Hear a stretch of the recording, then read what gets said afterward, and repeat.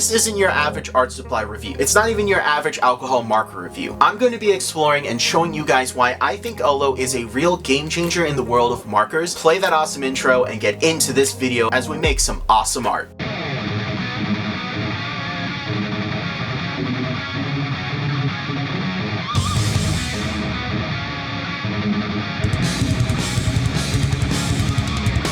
What's up guys, I'm J-Rod of battlebrawlerproductions, new channel. Welcome. We craft amazing comic book style illustrations, variety of different mediums. And today we're going to be taking a look at the OLO alcohol markers. Now this is going to be a fun treat because I actually did get a chance to make some artwork with the primary set when they first came in at the art store that I work at, and I drew this guy right here with them. I love the feeling of how they blended, everything about them, and I knew I wanted to pick some up for you guys to take a look at. Unfortunately, the shop that I was at, they didn't sell quite well because they didn't give us any open stock. We only had the sets and people really couldn't try the markers themselves. So they unfortunately went on clearance, which was kind of good for me because I was able to actually pick up a couple more sets, including this free little promo giveaway they sent out to art stores. So I'm really happy to say that we have a pretty good array of colors, and I really wanted to do a pretty solid deep dive into this brand because there's a lot of things that they do that I like, and I think the overall quality of them is really good. But what is an OLO marker and what separates them from other alcohol brands? Well, taking a look at the website, we can see that they're not just another marker. Our team has been in the marker business for over 20 years, and we have supplied the industry with some of the best markers created to date. Now, through a combination of feedback from artists and enthusiasts, we offer something better, the OLO markers. They claim to have an unparalleled value. Each OLO half marker contains 2 milliliters of ink for a total of 4 millimeters in a OLO dual end marker. Traditional markers only have approximately 2 millimeters of ink total. OLO's patented free flow ink technology utilizes over 90% of the ink comprised to standard marker technology, with only 65 to 70% ink usage. So that's pretty interesting. Also, another claim for them is your marker your way. OLO's unique design features let artists combine build markers and marker sets. For example, the OLO Connect ring combines various OLO marker ink colors, nibs, and more, experiencing a new way to color with OLO accessories such as the brush handle. The OLO marker is designed for easy and quick nib identification. The black body identifies the brush nib and the dark gray for the chisel nib, and the white marker body identifies the zero, aka colorless blender marker. So these markers offer, as you can see, 2 different halves of a marker that can be screwed together with a middle connector piece. Here's a good example of it on the back, so that you can have the combination of colors you want. The idea is that you are able to switch the colors around quicker for better, smoother, and easier blends. It's also going to help you save space when you're traveling. You're able to fit 2 colors in the space of 1 marker. And due to the patent dual cartridge technology, 1 half of their marker is the equivalent of 1 full competitor brand. And I kind of like how they put 2 Copics there. I mean, they're not branded Copic, but come on, you take a look at that, you know that's a Copic sketch. In terms of colors, we have quite a few here that we'll be looking at, but it's worth mentioning that they have 128 colors and quite a few different ways to purchase them. Not just individual sets like we have here, but entire collections, and they also offer artist select collections. So different artists have put forth their own personal palette that they use that they've partnered with to create those as sets that you can buy, which I think is really cool. It's also worth mentioning that the nibs are replaceable both for the chiseled and the brush tip. You can also purchase a brush handle so you can use them as a normal marker. The connector rings can be purchased separate. They also have sketchbooks, marker storage containers, marker display stands, their own paper, and something that I really admire is that all of their colors, all 128 of them, can actually be replaced. Now they're not refillable, the cartridge can be pulled out and a new one can be put in, which I do appreciate, but I kind of wonder why they didn't go the refillable route like Copic does. Either way, I do think that's really interesting, and all the individual markers are of course available separately. Another thing I want to mention about OLO's website is they actually have some really good resources. A couple YouTube videos showing how to use the markers and how to blend, but also some free coloring pages that you can download and print, which I do appreciate any free stuff a company is willing to give me. Now let's go ahead and talk about the value that we have right here, because while I did pay clearance, I have to say, even if I paid full price, it's actually a pretty good deal. Now, the primary pack, which I paid $30 for, tends to sell for $60 to $65 depending on where you go. While these smaller packs right here, while I paid $15 for each, does tend to sell for about $30 to $35 depending on where you go. Now, this guy here was a free promotional giveaway, so I'm not going to include the value of this in my estimation, but if we were to look at the full price of these markers, I have to say they're still a pretty good solid value. For example, 1 6-pack of Copic sells for $42. Let's compare that to the primary set where we get 15 colors for for only 60 to 65 bucks. So less than $25 more, you have double the colors. That's really good, especially when you compare it to these dudes here, where depending on which set you get a pretty good amount of colors. So you definitely get a lot more value for these packs right here. Overall, I have to say that's a really good affordable package. And we also have the fact they are customizable. We could choose what combination of colors we want so that we can have better, more efficient blends. So overall, I really like that feature. Let's go ahead and pop these guys open and do a quick swatch test to see what we have to work with. Super quick interjection and a little bit of cross promo. I'm actually in the process of swatching all of my art supplies, and I made a special page just for OLO markers. So that's what we'll be doing our swatches on.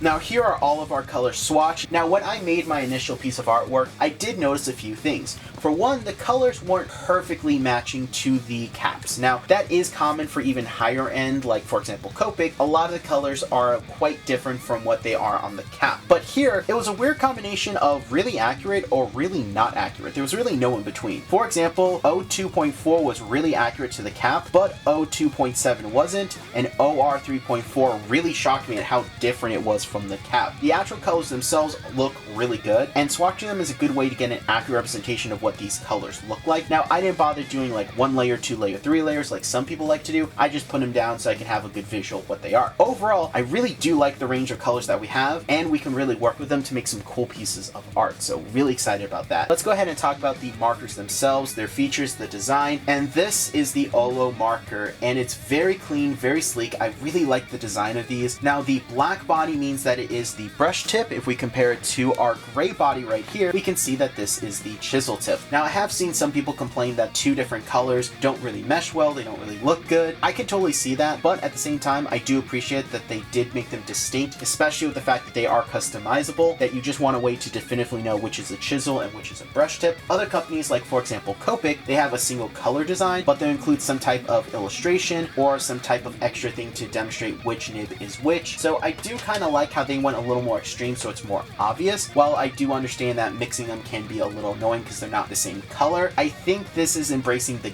I don't want to say gimmick of the markers, but the feature of the markers that makes them distinct. Now the main design of the markers is of course the black or the dark gray body with the branding right here, OLO. Of course you have a barcode, a color top with a color code. So for example, this is OR 2.5, but here's the thing, you can unscrew them and then take another marker and screw them together. Now this is not like Chameleon where you're mixing the colors in a weird way. No, you are just getting the color combination that you want in one marker. For me personally, I really like that because that allows me to start coloring and then I can switch in and start blending, and it's right there at my fingertips. I think that's really cool. And if you unscrew them, you can just keep mixing and matching them. And it's worth noting that this screw right here is not stuck on one. You can just unscrew it and there you go. So full customizability. This right here is called the connector ring, and they do sell these individual. They have a couple different colors too, so I just wanted to mention that. For example, I have a red and a white one in addition to all of the black ones, but you can also get a brush handle. This again comes in different colors. It just screws in right here and essentially turns your double tip OLO marker into a single tip marker with the end that makes me think of my dip pen. Personally speaking, while I do like that this is an option, I kind of don't get why it is. Like, I don't think this is 100% necessary because this, as you can see, also can unscrew. So it's just a little kind of weird to me because it honestly feels the same. Like if I screw this back together and I hold these side by side, it feels the same. Like this feels the exact same that this does. So I personally don't see any benefit to it outside of just personal preference, which even then, I don't get why you would not prefer it, only because you kind of are eliminating the whole point of the marker, which is mixing the colors so that you can have them organized however you want. So I do think it's weird that they offer a brush handle. Really interesting that they felt the need to do it. So definitely thought it was worth pointing out. Now let's go ahead and get into how they blend. The markers feel great. First off, the brush tip is really nice, very flexible, very sensitive to pressure, which I really like because that allows me to get a better range of dynamicy and line values. Really good for coloring things in. It feels almost identical to the Copic brush nib. In my opinion, that's one of the best brush nibs out on the market. I absolutely love that nib. So the fact that they were able to recreate the same quality at such an affordable price range is really, really good. Second, we're going to go ahead and switch our colors, the blending on these guys are really good. I've already tested them, as I mentioned before. What I normally do when I blend my markers is I tend to actually put my lighter values first and then my darker values, and I blend between them. That's because I pretty much approach them the same way I do with my watercolors, but as you saw in this test, sometimes I do it reverse. It really just depends on what I want to do, what the effect I'm going for, how smooth I want the blends. Sometimes I'll even do a wet on wet approach where I'll lay down a lighter color, like for example a colorless blender or a really light yellow, and then I'll blend on top of that. That will really help to give me the effect I'm going for, especially for transitioning between two extreme colors. Just a little bit of a pro marker tip right there. But as you can see, I am taking advantage of the fact that I can go in and switch these colors on the fly. Now, I personally like to recap my markers as I go, just because I don't want them to dry out. It's very easy for markers to dry out, and yeah, we're able to get some really good blends. In fact, we can even take it a step further by putting down some yellow, and then we're gonna go from yellow to orange to red. So I'm gonna put this color down real quick, and then I'm gonna do this guy right here, and then we're gonna grab our red. Now, I'm gonna be honest, this is not the best paper for this. If you guys wanna know what the best paper for marker blending or just using your markers in general are, I'm gonna put it right here on screen for you guys to check out. And if you guys want, I can make a dedicated video on this subject so that I can go into the ins and outs and why I recommend them. And depending on the type of markers you're using, some papers will work better than others. So just wanna let you guys know about that right now. But that is a future video, so if you guys want to see that, please let me know. You can see we're able to get a pretty good blend, even though we don't have the best paper, and that's because these markers are just really juicy. That's something you want to look for in a marker brand, is how juicy are they. And when we put this guy down, we can see that we're not moving it, and it's just pulling the ink from cartridge, from the nib. The paper has, I mean, you know, do it once, we got a little dot, but if we leave it there, we get a really big dot. So these are the kind of markers that really like to just put it on the paper, which I personally really like. Now, these guys will blend really well with competitor brands. So for example, here is a Copic, and we're gonna do a little bit of blending. So I'm gonna put this guy down, and then let's go ahead and grab us let's do the red. I think that'll be really good. So we can compare the reds right there. We could see that the OLO red that we have is a lot lighter, and we're able to blend from there. So very, very cool. Let's actually mix it up a little bit and put some more reds from Copic down on the paper. Actually, that one is a little too close to the OLO red, so let's go for a lighter red that we can actually blend maybe a little bit of yellow into. I think that'd be really cool. So very much appreciate the fact that the OLO markers don't just blend really well with OLO, they can blend with other alcohol markers. I appreciate that. I like the ability to take different things from different companies and create my own thing and use them in really cool, unique ways. So that's why I always like things that kind of work, not just with itself, but outside of itself and with other brands. And again, one of these markers is the equivalent of 2 Copics. So that's pretty cool in my opinion. Now let's go ahead and demonstrate the chisel tip, which, I mean, it's your standard chisel tip, but you know, it's just fine. It's kind of a little scratchy, not gonna lie. Like, listen.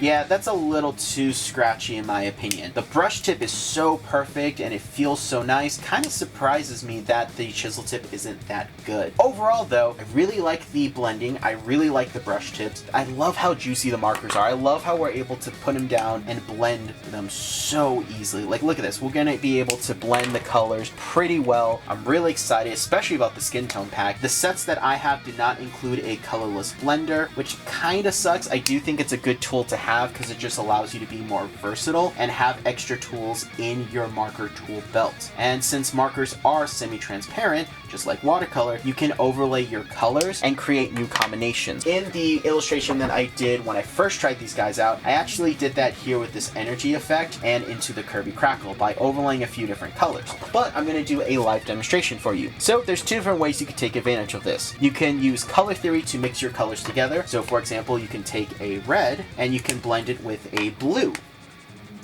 and you can make a pretty ugly purple. But you can also take that and mix newer tones. So that was definitely the wrong tones to use. Let's go ahead and try it with something a little better, like this. This yellow and this green makes a much more vibrant green. You can see it's not just darker, but also has a different hue.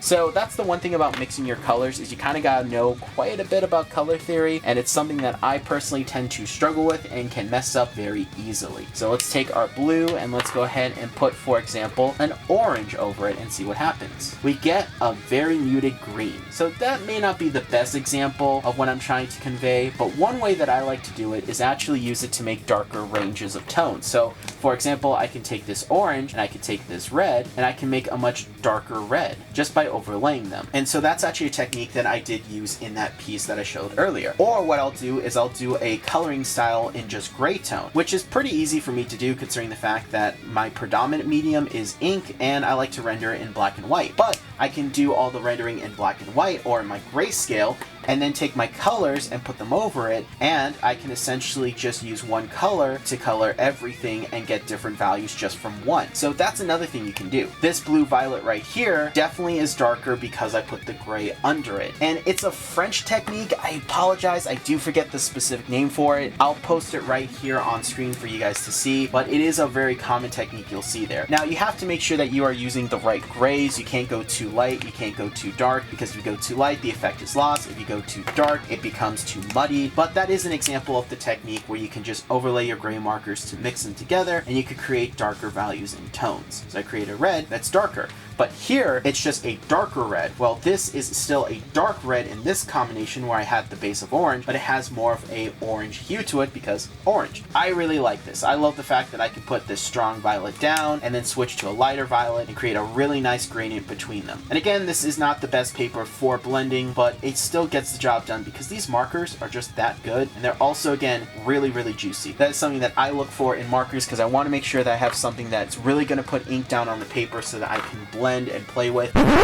I just wanted to mention real quick that the little brush handle did come with a couple free extra stuff, including a full color chart showing you all the colors that they have, and 2 little blending cards to show you how to blend markers. Now this right here is a slightly plastic material, so while the markers do blend better on this material, it's also way more streaky and it's also going to be more transparent. Personally speaking, I don't like to use this type of paper, and that's why marker paper is not one of my favorite ones to use when it comes to blending my colors. I figured I would just show it off and say, hey, I did use the included little blending cards. They're not that good, but I did use them. This is cool though. I actually do like the fact that they have the entire color range right here. Like, that's pretty cool. I do like this little color wheel. I'm gonna keep this.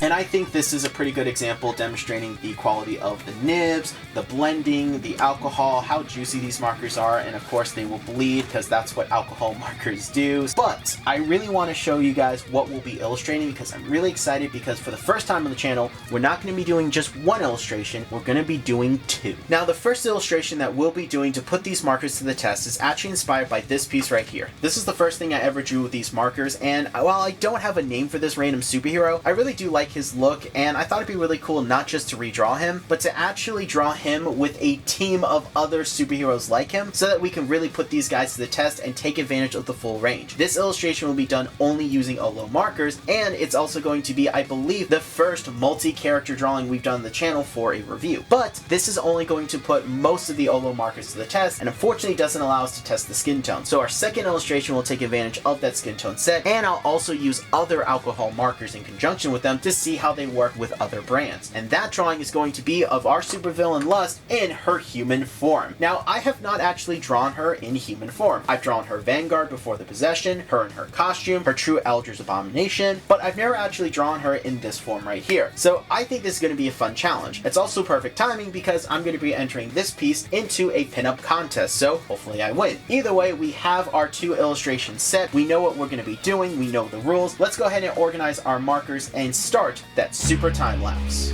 Before I started working on my illustrations, I thought it'd be really good to go ahead and arrange the colors in the way that I thought that I would use them. Keyword, I thought. Mainly because the thing that I kind of didn't realize when I was in this step and getting everything ready, the beauty of these markers is that you can customize them in the moment. It's not just a one-time thing. No, you do it in the moment, and I really took advantage of that through this whole process. So now that I got something set up, let's go ahead and start with the inks for our superhero team.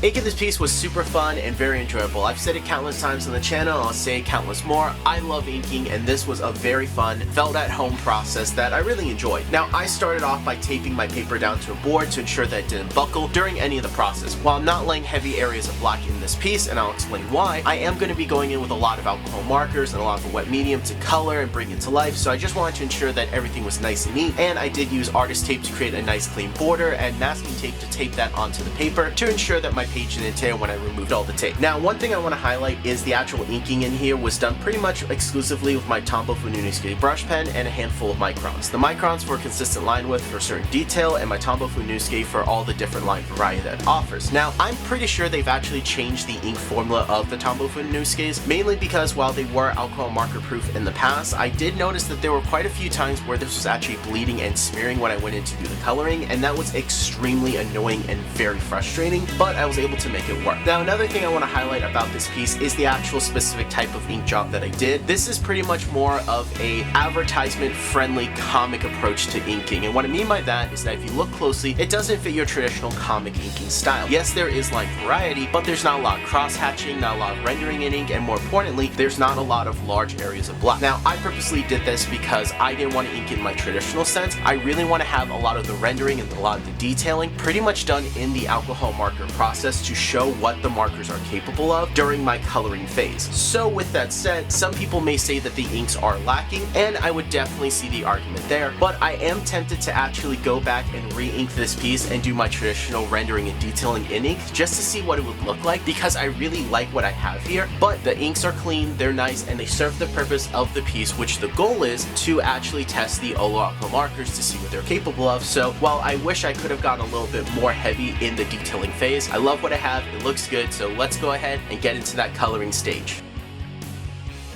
Now, going into the coloring phase, I actually decided to start with the orange guy in the middle, mainly because he was kind of the focal point of the piece, so I really wanted to make sure that he looked good, but also just to kind of set the tone and mood for everything. I had already colored him in the past with the previous illustration that I did when I first got a hold of these markers, and I thought, you know what, let's just start with him. Let's get that tone, let's get that feel, and I'm really glad I did because I really enjoyed this entire process. Now, layering the yellows was really fun, putting the oranges down were really good. Pretty much when it comes to alcohol markers, I'm working light to dark, just like I do with watercolor, because alcohol markers are semi-transparent medium, which means it is an additive exclusive medium. So what I mean by that is, like, if you look at gouache or acrylics, if you make a mistake, you can actually cover it up pretty easy. Markers and watercolor doesn't have that aspect to its medium. It is additive only, so you can't really go back. And that's why I like to work light to dark when it comes to my markers and my watercolors. Pretty much almost every medium I do, because that's just how my brain works. And I really enjoyed it because it allowed me to layer everything down, come up with my highlight, and the fact that the markers twist and you can get the colors that you're going to be using right next to each other, I really took advantage of that and just went in and was constantly blending and switching and moving it around so that I can really take advantage of the blending and the wet on wet techniques. So those of you who don't know, while alcohol markers can be reactivated for blending, they do have the best blends when they're fresh and wet on the paper. And since these markers have really solid nibs and they're really juicy and they have just a lot of alcohol ink on them, I really was able to create some really cool blends, some really cool looks to them. Now, as I was working, I did notice a few things. For one, the Tombow markers were bleeding. Don't worry, that is not just an OLO thing. I did find that with my Copics and my Prismacolors, they were bleeding. So again, I think that issue was on Tombow's side. But I did notice that as I was layering more and more of the lighter tones, I did see a little bit of blooming and a weird kind of texture was forming. I was able to play with it and actually minimize it, but it was really discouraging and kind of annoying. However, I do want to highlight I have had those issues in the past with Copics and Prismacolors, but it is something I want to highlight. And after I got everything done with the orange dude, I moved into the next piece of this illustration.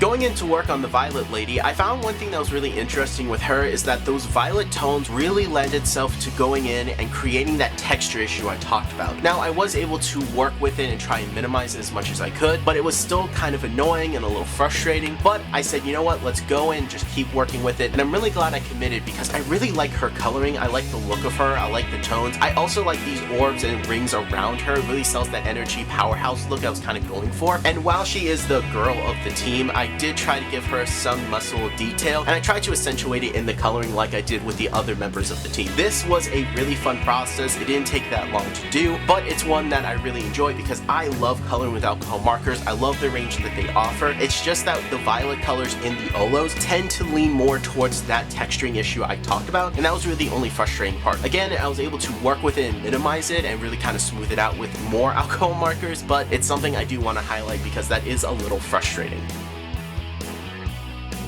Illustrating the blue guy was really fun, and it kind of came out of a necessity for two reasons. For one, he's going to be directly next to a violet and a red character, so I figured blue would be a good contrast between those two, but he's also directly in front of the orange guy, and blue and orange are opposite colors, so they contrast really well together, and I really wanted them to be distinct without having them blend together. Another thing is I wanted to kind of make him the speedster of the team, so his pose is based off of fighting stances of Muhammad Ali that I found in a boxing book that my dad gave me, and while I thought that would be enough to sell that concept, that he could just strike at any moment, he's really fast, really jittery, it really didn't come super apparent in the actual illustration. I kind of wish I took the alcohol markers and created more of a blur effect to really sell that speedster, that jittery look. Either way though, I do like how the markers laid on him. Because I didn't have the biggest range of blues, I did try to take advantage of layering the different colors together to really sell that in-depth shading and those different values, and I like how it looks. Now interestingly, this is where I discovered where you can layer a lot of the darker colors together and not have that texture or blooming issue compared to layering the lighter tones. So that was really interesting. That was really fun to discover. So it kind of encouraged me to really kind of push the layering that I could do with him. I really like how he came out. The blues really pop with him, and he's kind of unique and distinct. He's got more of a tone body type that the markers really did well to accentuate with my coloring style, but he is not my favorite on this page. We'll get to him soon.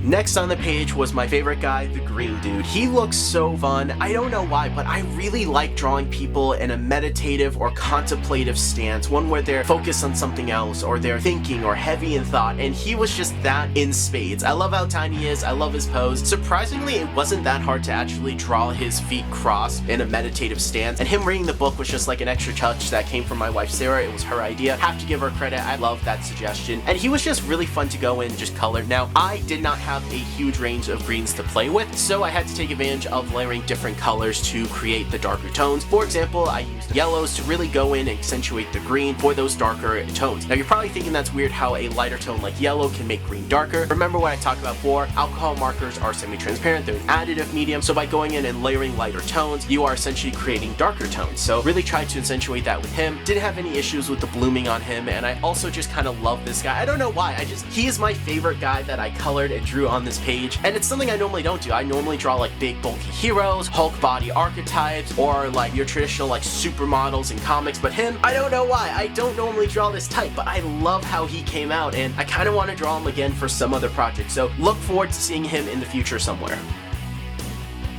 Now that the brains of the team was colored, I figured let's move on to the bronze, and this is one where he is my second favorite guy that I drew on this page. I absolutely love pose, I love the big bulky physique of him, I love his little mohawk spikes, but more importantly, I actually struggled with what color I wanted him to be. Now, I originally was thinking to make him green like the Hulk, and then I thought gray, and then I thought blue, but I decided after I had everyone figured out, I'm going to make him red, mainly because that's what my wife Sarah suggested, and I said, you know what, I think you're right, let's give him that red, that fire, that passion, and that did propose a few challenges. Out of all the marker colors that I had, I only had a limited range of red, being 2 colors, so I had to play with the oranges and the yellows to try and get more range out of them. I also decided to use a really dark brown to go in for the darker reds because it layered really well to darken it, but not make it off red. That's one thing that's interesting, is that when it comes to certain colors, as you layer and blend them, they can mix to create some really weird, very muted, very kind of muddy colors. But with this right here, the color combination that I found, it worked so well to go in and create those tones while still keeping it red and vibrant,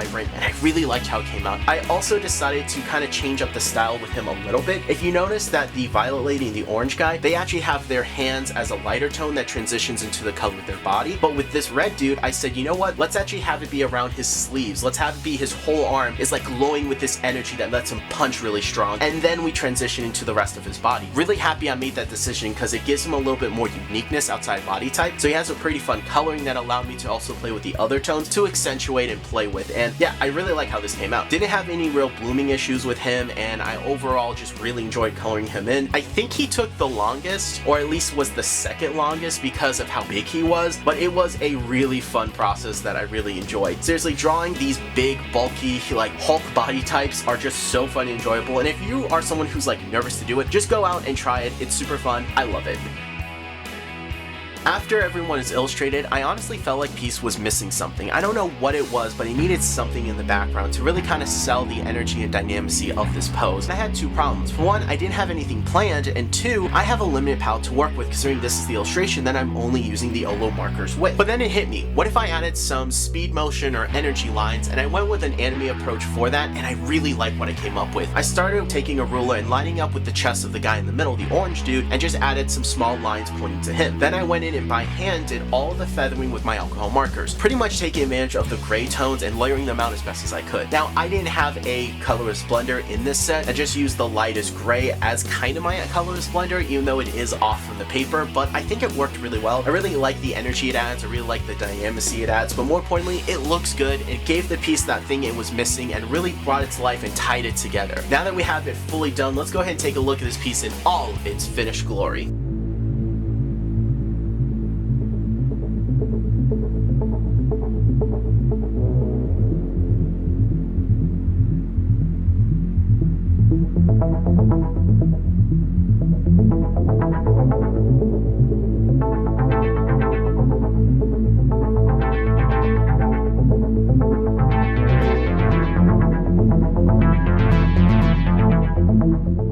We're done, and guys, for the first illustration of the video, I love how this came out. This is easily in my top 10 favorite pieces of the year. I love how it looks. I feel like we really did a good job taking advantage of all the colors that we had to play with, but more importantly, not only does it look professional, it looks good. In my opinion, a piece of artwork that looks good, that looks fun, that captures what you were going for is kind of more important than it looking professional. But with that said, it really checks all the marks that we're looking for. These markers layered really well, they blended really well. While there were challenges in this process, for example, there are a few times where the ink would bleed and smear. That's not a fault of the markers, that's a fault of the pen that I used. And there were definitely some times we had an odd texture start to form on different parts of these characters as we layered more intensely and heavily. I have to say, it doesn't bother me too much, only because I have experienced this issue with other brands such as Copic and Blick. Sometimes, for some reason, if you put too much of a pigment down or too much of an alcohol layer down on your paper, you can get this odd discoloring. I did notice that it was far more common with the lighter tones, as I mentioned in the time lapse, but it wasn't a game changer, it wasn't a deal breaker. It's something that I've come to expect from this medium. I absolutely love how this piece came out. It looks super good, and since I don't actually have a name for this team, I would love for you guys to comment down below the name of the team, along with what you guys think the name should be for these guys. I will reveal in a later video what the names me and Sarah have come up with, but I want to hear what you guys have first because I always like to see your guys' creativity and I love hearing your guys' feedback. But while this is the piece that we made only using OLO markers, let's go ahead and take a look and see how they play with other mediums. Our next illustration will be using not just OLO markers, but AD, Copic, Blick, Winsor Newton markers, and some colored pencils to really try and take advantage of them in a mixed media setting, something that's going to be a little more realistic as you're going to use different brands of markers together. So that's why we're doing the second illustration. So let's go ahead and roll that super time lapse. Inking this piece was super fun, though a bit challenging, as I normally don't draw this level of detail in hair, and I'm really trying to get better at landscapes as a whole, but I really enjoyed the process of bringing this piece to life. Now, similar to the other piece, I started by taping my paper to a board, and I just went in and did open line inking, so I'm not being super detailed, I'm not worrying about a lot of cross hatching. I'm trying to keep my lines dynamic but open so I can really bring this piece to life in the coloring phase. So it's not my traditional comic inking like the previous illustration, but I still think it has a good amount of detail. For one, the hair is really detailed, the eyes have a lot of detail, and I also went in and actually had to draw individual toes, which sucks. I hate drawing feet so much. I'd rather draw hands and faces and eyes any day of the week, but the piece needed it because it was on the beach, so there you go. And yeah, I really like how everything came out. I love how the lips look, I love how the bathing suit looks, I designed that, and I also just kind of like the overall pose. The composition itself isn't too crazy, and I really tried to play with the different blues that I will be incorporating bring later on. This piece was basically making my own coloring page to go all mixed media, all crazy, use all my different brands of markers with the Olos to see how they worked with the other brands, and I feel like I accomplished that. I really like how this piece came out. I think the line art looks gorgeous, and more importantly, I hope it wins me that pinup contest. But also as a whole, I really do just like how the piece came out in the line art phase. It's pretty clean, it's pretty open, but still has that line dynamicy that makes it very comic booky and dynamic and fun. So now we just have to bring it to life in the coloring stage, which was a very lengthy process, but one that I actually love how it came out. And really this piece took on a life of its own. After giving the ink plenty of time to dry, I came up with my approach for this piece, and I set myself a couple rules. Even though this is the illustration that I'm allowing myself to use pretty much anything in my studio in conjunction with the Olos to see how they play with other brands, I did want to limit myself to a palette with her skin tone, mainly the Olo skin pack that I had for this video. I didn't get to use it with the previous illustration, so I figured, hey, let's just go ahead and only use it on her to really see what it's capable of. And I have to say, I'm really glad I made that decision because I am genuinely impressed with the range that they have. We'll talk about that later in a minute, but to start off the process, I figured it'd be nice to just kind of go in and color the clothes. So the earrings, the bracelets, the bikini, the sandals, all of that. Mainly because coloring skin is really difficult, it's really easy to mess up, and I figured let's go ahead and just ease into it and just start with something simple like clothing. And I really like the values that I got. I did use a couple Olos, a couple Copics, and I had a lot of fun process. They worked really well together. The blending on the Olo markers is exceptional, it's phenomenal, and they work really well with Copic and Prismacolor. I was really happy with the tones, values, and blending that I was able to get by using these guys together. After I had the clothing on her set up to pretty much where I wanted it and what I needed, I decided to go in and start coloring her skin tone, which did pose some challenges, but was overall very fun. Coloring the skin tone was a challenge, but it's one that I greatly enjoyed, and I really have to give it to the Olo marker palette because their skin tones are phenomenal. I was really happy with the range that I had to work with, and just like with the Copic skin tone pack or the Blick skin tone pack, it really does a good job giving you the tools and the palette that you need to color anyone of any ethnicity, and it was really pleasant with the range that I got out of these guys. Now, something I do want to highlight and make note of, Lust in my comic is actually Hispanic, so I did lean toward more of an olive coloring with her. And one thing that's great is I'm Hispanic, so it was actually pretty easy to do because I just looked at my own skin, and it's the palette that I'm personally used to when it comes to coloring skin tone. I do tend to struggle with other ethnicities just because it's something I'm not as familiar with personally, mainly being a Hispanic man, but it is something I do want to highlight that the pack itself really does lean toward allowing you to color different ethnicities. The fact that I could use this pack to actually color someone as pale as my magician character, or someone like Chamber, or somebody like Marco who also is Hispanic but is a little more tan. Like, I love the values and the range that the Olo markers have for their skin tones, even though I only illustrated one person with them. Because of how similar they are to the Blick skin tone pack and the Copic skin tone pack, I already know what they're capable of, and I absolutely love the range that they have. To me, that's really important that you have the tools in a very nice, very convenient package to go in and illustrate anyone. That just, to me, is very empowering for one, and also just shows how they're actually giving you the tools to succeed and draw anything from your imagination. Now, I did struggle a little bit with the skin tones, not gonna lie, mainly because I mostly draw type superhero costumes that don't show a lot of skin, so for me, this was a fun challenge, and I really enjoyed it. I really did lean in more toward that olive tone with her. I really tried to go in and color her really well and create something that was very believable for the skin tone, and I think I succeeded for the most part, even though again she does kind of look like she has a bit more of a tan, but hey, it's a Florida beach, so she probably is just being burnt by the sun because Florida is hot and sunny. It is the Sunshine State after all. But I do want to also highlight that the tones of blues worked really well for her eyebrows, for her eyes, for her lips, and for her hair. Yes, Lust has blue hair. I don't know why, it just kind of fits with her design. It's just something that it's a visual that I think is really cool and unique, and I really enjoy going in and actually coloring in the hair. Though, because I used my Tombow brush pen to do most of the ink work like I did with the previous illustration, I did have a couple bleeding smears that were unfortunate, but I was able to work them into the illustration or try to smooth them out. It is something I do want to highlight because it's very apparent in the hair, which is frustrating, but because I combined a lot of my Copic blue markers with my Olo blue markers, I was able to get a really good range of blues for her hair and just kind of bring her to life, and just I really enjoyed the whole process. It was just something that was really fun to do. Now, after I illustrated all the different aspects of Lust, from her clothing to her skin tone to her hair, I said, you know what, let's go ahead and work background, and I figured a good start would actually be the sand of the beach. Now, for those of you who don't know, I am a Floridian, I'm from Florida, and I absolutely love the beaches here in Florida. They're very cool and very unique. Unlike other places in the world, the sand here is really white, really powdery. It's very cool. It almost looks like snow in some pictures that I have. So I decided, you know what, since the raft series takes place in Florida, let's have that with the sand here. And I didn't have the largest range to play with in the Olo markers, and I did did use the different skin tones for her, said, you know what, let's go ahead and use my Copic markers for this. Really glad I did, because I took advantage of the very wide range of earth tone colors that they have and just went in and started coloring and bringing it to life. And while I will say it definitely turned out more brown than I intended, and I was able to salvage it during a later stage of this illustration, it was a really fun process to do, and I kind of wish I just put a little more detail into the sand, but I figured, you know what, for what I'm doing, for the time frame that I have, I think this is a good amount of detail, so I can move on to the next part, which was the ocean.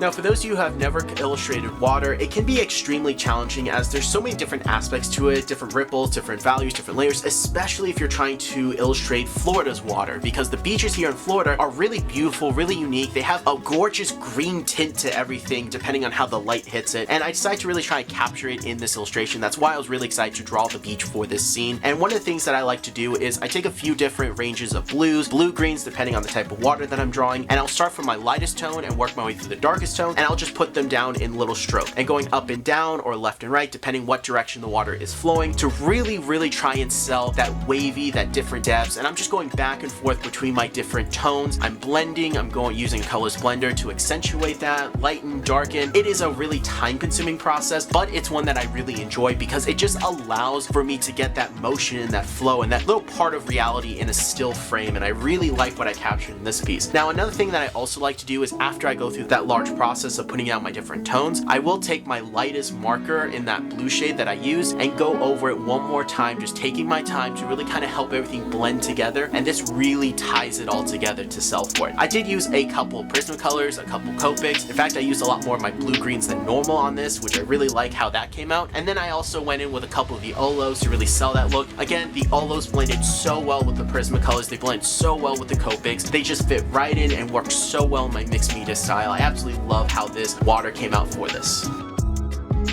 After the ocean looked good, I had to go into the sky, and I have to say the sky proposed a few interesting challenges. For one, it's a very big area that I need to cover with alcohol markers, which, for those of you who don't know, alcohol markers are not the best for covering a large area. Also, I want to make sure that it's distinct from the ocean and also distinct from her, which is actually why I added a little bit more of a slight orange tan tint to her olive skin tone to really have her pop off of the blue. Because she has so many blue elements on her, such as her bracelet, her eyes, her lips, her hair, and her swimsuit, it is very easy for her to get lost in the sea of detail, quite literally, of the ocean and the sky. So I figured let's go ahead and just fix that right there. And I have to say, at first I did not like how the sky was coming out. I was really nervous that it was just not going to look good, but I really took my time working with my AD markers, with my Copics, with my Prismacolors, really trying to sell that slight gradient and really kind of get that blue in there, but not have it be overwhelming, not have it be where it's too distracting. You lose her detail, you lose who she is, and you also get it mixed with the ocean. So that was a challenge there, but I had a lot of fun going in and adding these details and tones. Alcohol markers blend so well together, and again, the different brands that I'm using, the AD markers, the Copic, the OLO, the Prismacolor, they are working phenomenally well together. I'm really impressed with the way the OLOs just blend and work with the other brands, and it's something where I really am happy that I decided to make this video and really just kind of go all out creating a really fun, not just one, but two illustrations to really kind of show you what you can do with this brand of markers.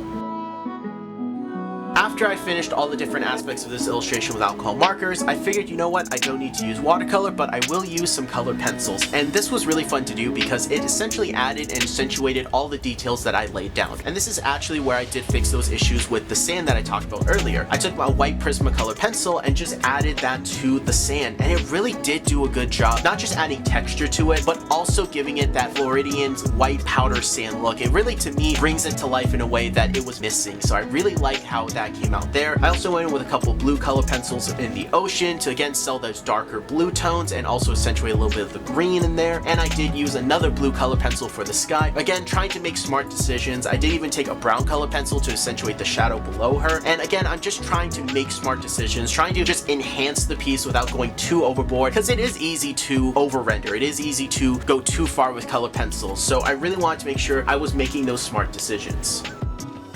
Now the last part of this illustration were the final touch-ups, and that's going in with a white paint pen and really bringing it to life by adding those pops of white that the piece needed. For one, the beach ball needed a little bit more white on it to really sell that it's a shiny rubber item, so I just went in, fixed that, and I also took some Dr. P. Martin's bleed proof whiting and took a brush and I actually layered it on top of the white Prismacolor that I laid down before, which was really good because that wax barrier created a surface that allowed for the ink to congeal and move and kind of dry in a more natural loose in motion water form. Because illustrating water in motion is really tough, it's very easy for it to just look wrong, but this here I was actually allowing a liquid medium to move like water would, and so that made it very easy for it to dry and create that wave. In fact, the waves are my favorite part of this piece. I love how realistic they look, and it was a really fun way to actually go in and do that, and it was just great to add finishing touches, add the little highlights of the metal straps on her bikini, add the shining to the rubber ball, adding the waves. This was just a really fun process. I really like how this piece came out. I hope I win this contest because I think this is an awesome piece, but more importantly, I created a piece of artwork that I'm really proud of. This is easily my top 10 favorite pieces of the year. Like, this looks absolutely amazing and stunning, but enough of me talking about it. Let's go ahead and take a look at this piece in all its finished glory.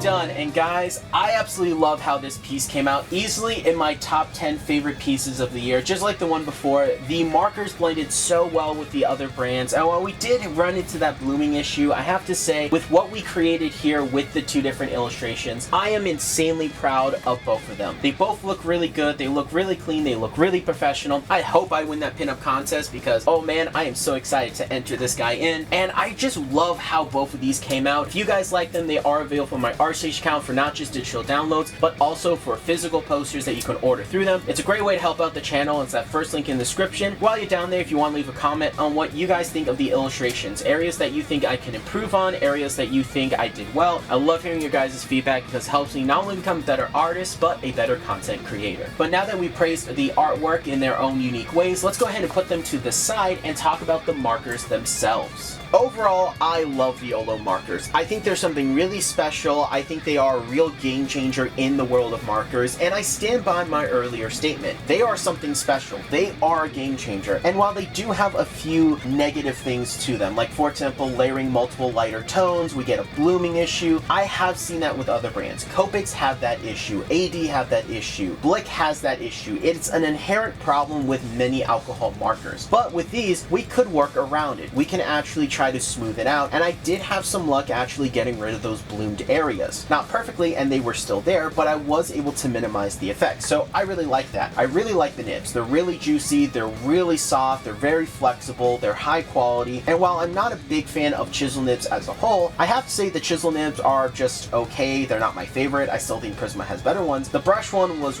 really good, super high quality. Absolutely loved how they performed. The fact that they also do have different colors for the nib bodies are really appreciated. And the color range itself, while it is 128 colors, that is a lot, don't get me wrong. It definitely does feel limiting when you're looking at someone like Blick that has 144, Copic that has 358, or a Hoo that has over 400. So definitely, while it's a really good color selection, can feel limiting to other brands. Just adding something that I forgot to mention when I was talking about the negative aspect of these markers, and is that they are actually quite a bit longer than normal markers by a good amount. That may actually affect how it fits in some other marker cases. Like for example, I know this will not fit in the Copic one, and this will fit in your Prismacolor case, so that's good. But if you have a shelf and display them like I like to do, that can unfortunately add some challenges. Do stand out way more than the other markers. You're only showing one of the colors that you have selected if you want to mix your colors, like I like to do with these. Also, you could unscrew them and put them side by side, which is probably how I will display them in the future, but as you can see, you do run the risk of accidentally pushing it in and not being able to properly grab it and get it out without some type of extra tool or tweezer. So that's a little annoying, as the Spectrum marker shelf is, in my opinion, not only the most affordable, but the easiest way to display your markers in your studio. So I do kind of don't like how they don't actually work with that specific shelf.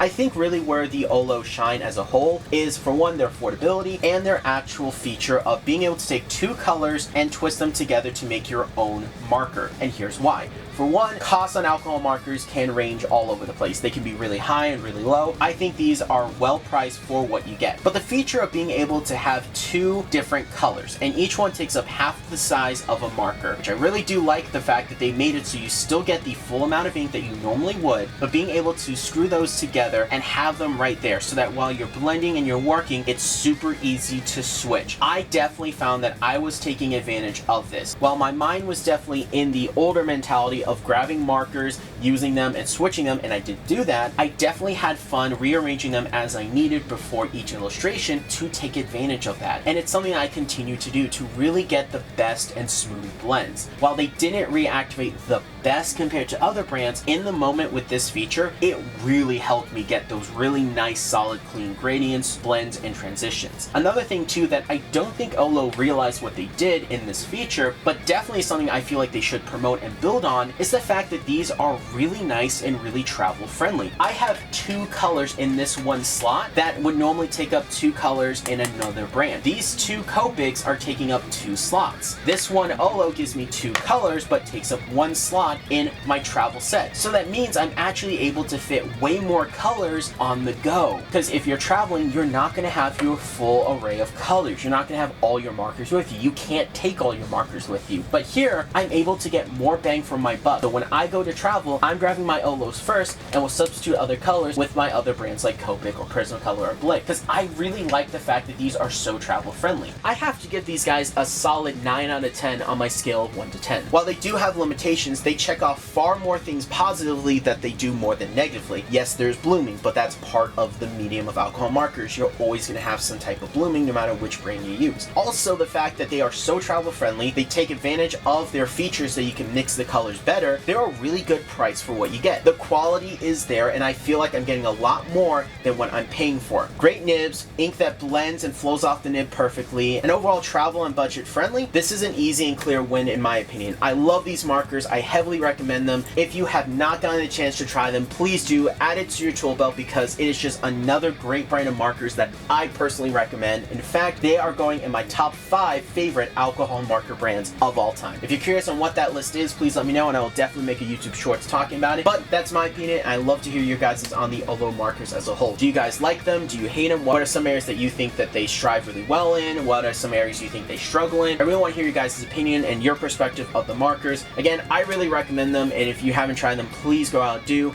Like the video if you enjoyed it, subscribe to the channel for more art and animation based content, and remember, I'm J Rod at BattleBrawlerproductions. I draw a power of my own soul. Thank you all for watching, and keep being creative.